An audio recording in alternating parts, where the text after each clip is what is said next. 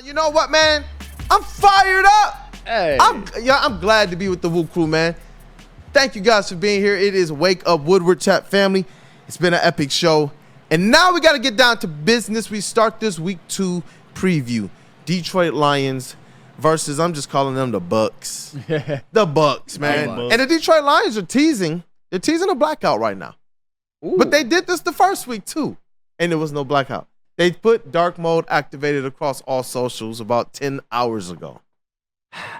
See, a 1 o'clock game, I don't know if the blackout, if this is really the day to do it. But you know what? Is there really a wrong time for a blackout? I just hope that if they do it this Sunday, that it doesn't take away from another time where they're going to do it. Like, I think we all agree the Monday night game against Seattle is about as perfect a time as you possibly could. So if you're going to do it for Tampa Bay, do it for Seattle as well. Don't they have to get with the Packers and find a way that they can wear their all-black uniforms when the Packers are wearing their crispy, frosty all-whites? That would be so epic, man. Oh, yeah. Oh, my goodness. At Lambeau, too. That would be crazy, actually. Yeah. Hey, look at you. You over there cooking up, man. You already pulled the graphic, man. We got it up on socials as well. As soon as we put it up at 7 in the morning, it instantly took off. People are excited about these new jerseys, and it has everything to do with what the Detroit Lions have done to cash in on, this early kind of Super Bowl expectation hype, man. Winning that game against the Rams goes a long way. You've heard it pontificated here. If they lose that first game, man, who knows where fans are at. But they win that first game, and now they got this rematch with the Bucks, who I said I want to see them after that first game, and they're looking more like the way that Broder expects them to look. Yes. How you feeling, man? What are the keys to this game for you? I have 2 keys. One is, Broder, you mentioned that you like the Tampa Bay Buccaneers in the trenches. I am not as high on their interior offensive line. I think counting on a rookie, counting on Cody Mott, counting on Ben Bredesen, I think this is a day where Aleem McNeil has a bounce back, where if rookie Graham Barton is staring right across to from DJ Reader, who hopefully plays, that could be a long day for him. I think that the interior of this defensive line has to eat, has to stop the run, which I think they will, and has to get pressure up the middle on Baker Mayfield, because Tristan Wirfs is a different animal than the backup tackles that Hutch and Davenport were facing last week. So I think through the middle is going to be where the Detroit Lions defense really has to be dominant. And also, it still looks like Antoine Winfield isn't going to play. It says doubtful. It's Doubtfield? It says doubtful. Doubtfield. Yeah, it says doubtful right now, but I hear he's in a walking boot right now. If Antoine Winfield Jr. doesn't play, that is such a blow for the Tampa Bay Buccaneers, because you want to talk about coverage, you want to talk about run defense, you want to talk about just blitzing and rushing the passer. Antoine Winfield Jr. has that in spades. Let me read you his numbers from last year, and this will really give you a real picture of what the Buccaneers will probably be missing this Sunday and what the Lions can exploit. Last season, Antoine Winfield, 122 tackles, 5 forced fumbles, 6 sacks from the safety position, a 69 passer rating allowed when targeted, and 3 interceptions. He was one of the best players in the entire NFL last year, and this is one where, Amon-Ra's probably looking at that and being like, and just licking his chops. Sam Laporta, Antoine Winfield Jr. is one of the rare safeties that you can put one-on-one on Sam Laporta and could actually limit him some. But if Antoine Winfield Jr. isn't there in all facets of the game, I think that gives Jared Goff more time to throw, facing less blitzes. I think it's good for the run game, Jahmyr Gibbs and David Montgomery. And, of course, I think not having him in coverage or in help coverage is going to allow for a huge game from Amon-Ra or J-Mo or Laporta. It's just however you want it. That is such a huge loss for Tampa Bay that I cannot overstate. It definitely is a huge loss for Tampa Bay, but I gotta admit, I was looking forward to Jahmyr Gibbs round 2 with Winfield through the back of the end zone. He can do everything except for one-on-one matchup with Mr. Jahmyr Gibbs. And I'm gonna talk my talk because it is game week, so we can talk a little trash, man. With the Bucks, though, and I know we're gonna get a little bit more into the quarterbacks, because the Bake Show, Baker Mayfield, like you, Flannel Sam, has been somebody that I did not want to like, but the personality, the charisma, who he is, even our guys like him. Like, seeing the Pro Bowl and Amon-Ra and these guys, literally having fun with each other. I'm like, gosh darn, Baker Mayfield. Okay, so it's like, all right, I'm not going to dislike you, but I still want to see you lose. And unless this guy has, in my opinion, the arm, the quickness, the IQ of a Matthew Stafford, like you said, if the Detroit Lions get that pressure up the middle, what is a dink and dunk day for Baker Mayfield and the Tampa Bay Buccaneers? See, with Baker Mayfield, everybody knows that he has not grown on me one bit. He's still my least favorite player in the National Football League. I think he's a douche. I think he has little man syndrome. I think the fact that they associate that they associate something that isn't real, by the way, moxie as a Baker Mayfield thing, I think it's absolutely ridiculous. However, I have to give my respect. He had a really good season last year. He did. He absolutely did. And he's a guy that, when you give him time, and even when he's on the run, he can be deadly accurate. That was his calling card coming out of Oklahoma, and he showed it a lot in the NFL. And last season, by the way, he had his career high in completion percentage, and we all saw how he carved up the Washington Commanders. However, with Baker Mayfield, both inter-season and then season to season, he tends to be kind of erratic. You saw last year, he did not play well in the regular season game against the Lions, in which the Lions won 20-6. He threw a couple picks in the playoff game. You're going to get some bad with Baker Mayfield as well. I mean, even season to season, great rookie year. 2019, Freddie Kitchens is the coach. He has 22 touchdowns, 21 picks. 2020, they make the playoffs. 2021, Baker Mayfield, to me, is done in by his little man syndrome, trying to make a tackle after an interception. Hurts his shoulder, is never the same. 2022 in Carolina, he was absolutely awful. He goes to the Rams, has a couple of good games, but isn't even that great throughout the whole time with the Rams. And then last year, he was very, very good.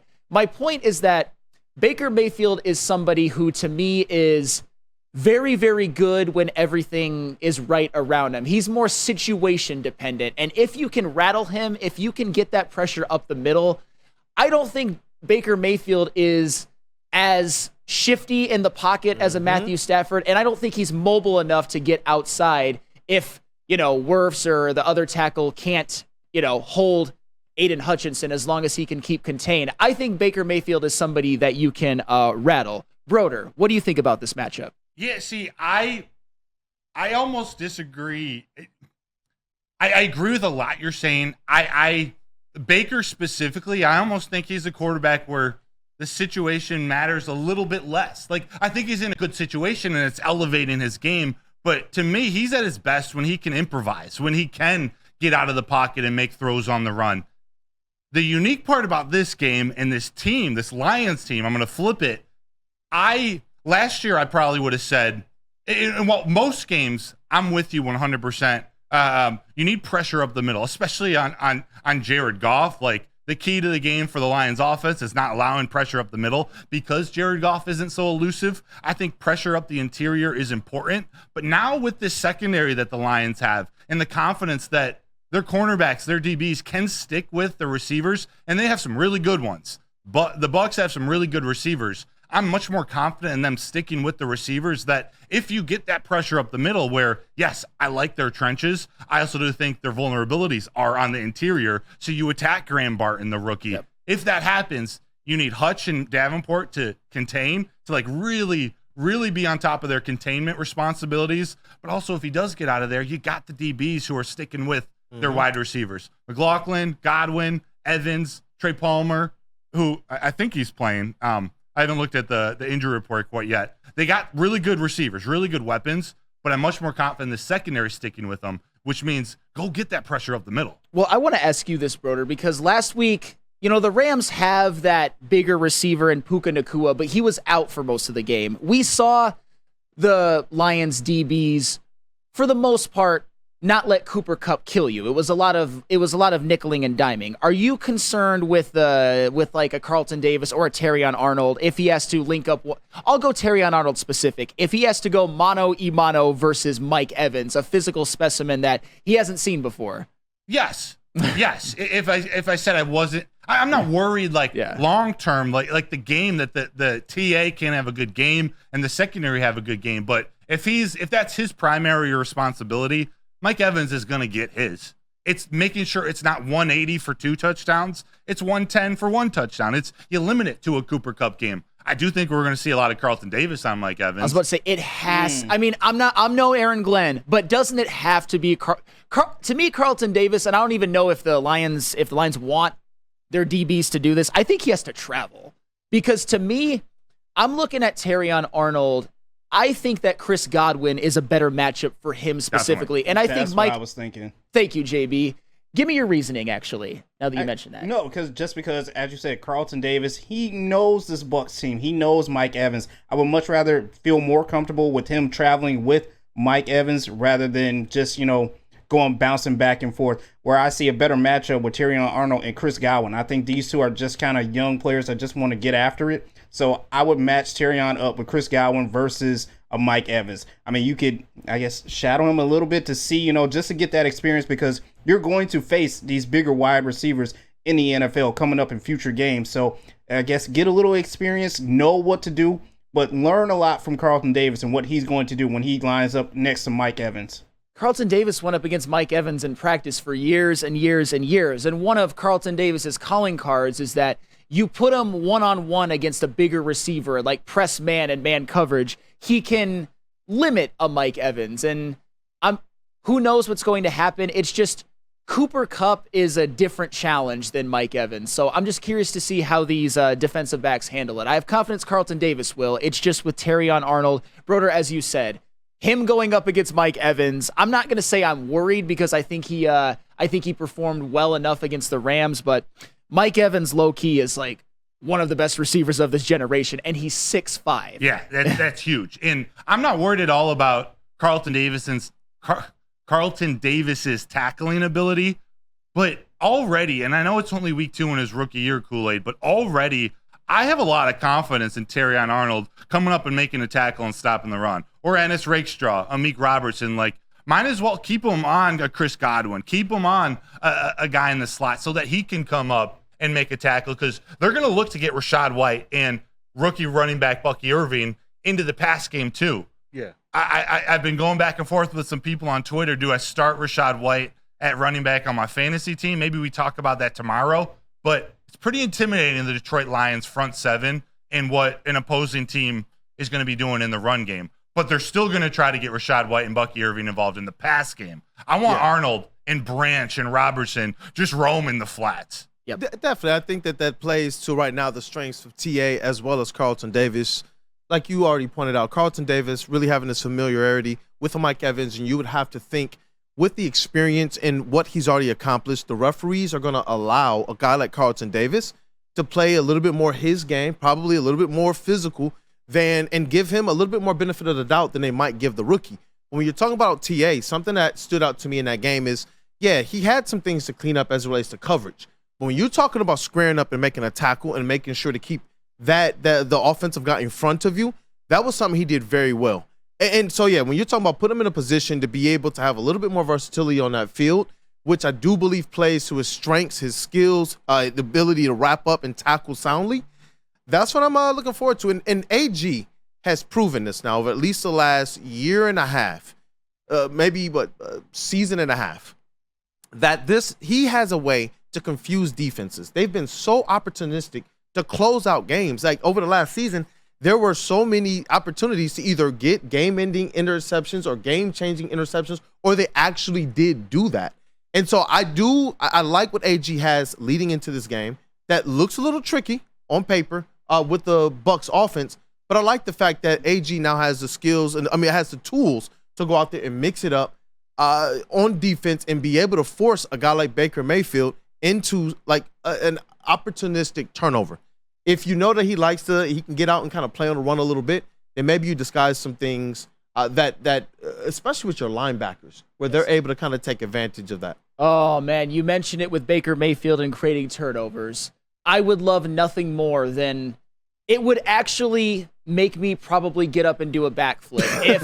If right as Baker Mayfield is releasing a football, Aiden Hutchinson just puts him on his ass, not in a roughing the passer kind of the way, but in a good, clean hit, and then it's picked off by Brian Branch or Kirby Joseph. That is, I'm calling for that to happen. Let's go. Honestly, Baker Mayfield, as you said, sometimes he likes to improvise. I think Baker Mayfield, one of his biggest detriments, and I know I'm a hater. I'm a proud Baker Mayfield hater, is I think he thinks his arm is stronger than it is. he's very, like I said, when receivers get separation, when he gets time, when he's on the run, he can sling it in there with like the utmost of accuracy, but he doesn't have that great arm. But I think he thinks he does. I think he will see a small window and try to fit it in. So that to me is where, even if he's not getting hit, even if he's not getting pressured, that's another one where Kirby Joseph might be, just playing center field and can pick one off. I'd love to see it. And Kiazi in the chat said, bro, I'm sorry, but there's nothing you can say to have me worried about this game. I'm not being arrogant or cocky. As a Lions main, I'm just letting you know. And I'm fired up for this game. I do believe that the Detroit Lions are big boys. Go out there and handle your job. But the Bucs have been a team that, at least for me, I'm like, yo, let's gauge what they are. And we know this. The last couple times the Detroit Lions have played them, they haven't gone out there and just housed them. Those have been battles, both in the regular season as well as the playoff game, and going back to years prior. In Bake Show, he's played a big role in that. They're well coached. They're a good team.